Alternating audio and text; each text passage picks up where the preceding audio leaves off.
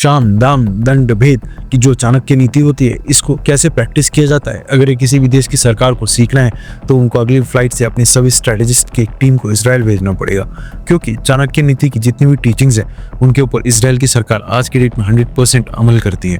जैसा कि आपको पता होगा, रमजान का पवित्र महीना स्टार्ट हो गया है।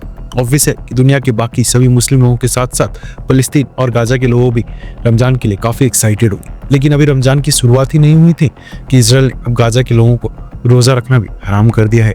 दरअसल रमजान का महीना स्टार्ट होते ही इसराइल ने एक ऐसा स्टेप उठाया जिसके बाद दुनिया के 57 मुस्लिम देश इस समय रोना धोना कर रहे हैं। डोनाल्ड ट्रंप के आने के बाद अब वैसे भी इसराइल के ऊपर कुछ ज्यादा दबाव नहीं होगा।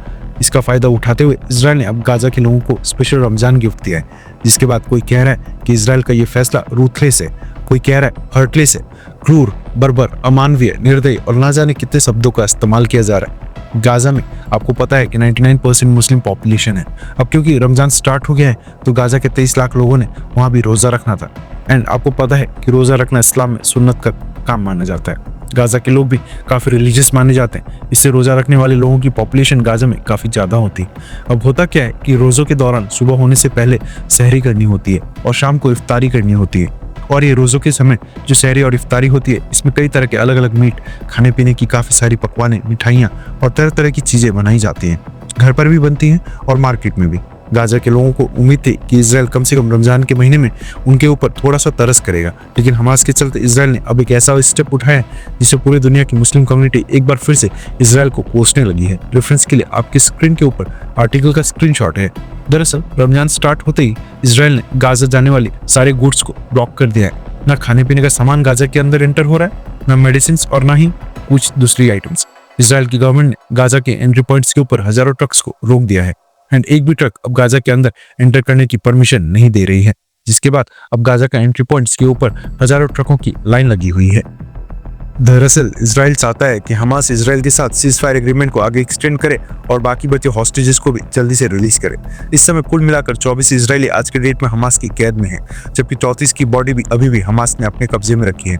इसी कारण से इसराइल दबाव डाल रहा है कि हमास उनके साथ एक नया सीज फायर एग्रीमेंट साइन करके आधे हॉस्टेजेस को अपफ्रंट यानी कि पहले दिन ही रिलीज करके इसराइल को सौंप दे और बाकियों को थोड़े थोड़े समय के बाद। हमास और इसराइल के बीच जो पहला सीज फायर था वो 2 मार्च यानी कि पिछले कल खत्म हो गया है, लेकिन अब क्योंकि हमास के पास सिर्फ 24 ही हॉस्टेजेस बचे हैं, इसलिए हमास सीज फायर एग्रीमेंट को और एक्सटेंड करके हॉस्टेजेस को रिलीज नहीं कर रहा है। हमास को लगता है कि अगर सीज फायर एग्रीमेंट साइन करके इनमें से भी आधे हॉस्टेजेस को वो वापस कर देंगे तो उनके पास लेवरेज खत्म हो जाएगी।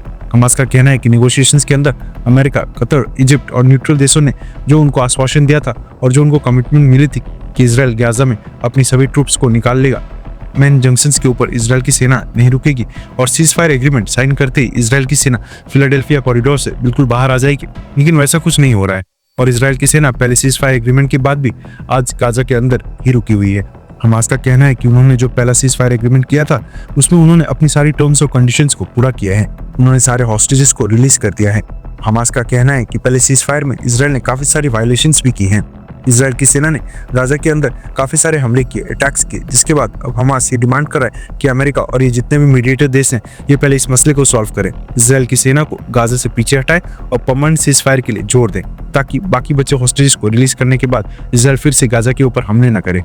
अब यहाँ पर मेन पॉइंट ये है कि हमास के पास हॉस्टेजेस बिल्कुल कम बचे हैं, जिनके कारण अब तक जो हमास के पास लेवरेज थी वो बिल्कुल खत्म होने वाली है। इसलिए हमास कोई परमानेंट एग्रीमेंट चाहता है। रमजान में सीज फायर को आगे ना बढ़ाने से इसराइल की बदनामी होगी, क्योंकि ये पोर्ट्रे होगा कि इसराइल रमजान के महीने में भी गाजा के लोगों के ऊपर अत्याचार कर रहा है। अगर भूख के कारण गाजा के लोग मरते हैं तो उससे भी हमास को कोई फर्क नहीं पड़ेगा, इसका सारा ब्लेम इसराइल के ऊपर जाएगा, क्योंकि हमास के लोगों ने तो खुद के लिए स्टॉक्स पहले से इकट्ठा कर लिया होगा। लेकिन इसराइल तो फिर इसराइल है। इसराइल का कहना है कि जब तक हमास उसकी कंडीशंस नहीं मानेगा तब तक वो गाजा के अंदर कोई भी गुड वहां पर क्रॉस नहीं होने देगा और एंट्री पॉइंट्स के ऊपर गुड्स से मेरे सारे ट्रक्स को रोक कर रखेगा, फिर चाहे आम लोगों में भुखमरी हो या फिर कुछ भी। एक भी ट्रक गाजा के अंदर एंटर नहीं होगा। अगर हमास को गाजा के लोगों की चिंता होगी तो वो खुद ही सीज फायर एग्रीमेंट को साइन करके आधे इजरायली हॉस्टेजेस को अपफ्रंट रिलीज कर देंगे। यानी इसराइल रमजान में भी तरस खाने के मूड में बिल्कुल नहीं है। आपको क्या लगता है कि रमजान में सप्लाईज को रोककर इसराइल बिल्कुल सही कर रहा है, हाँ या फिर ना? नीचे कमेंट करके अपनी राय जरूर बताएं।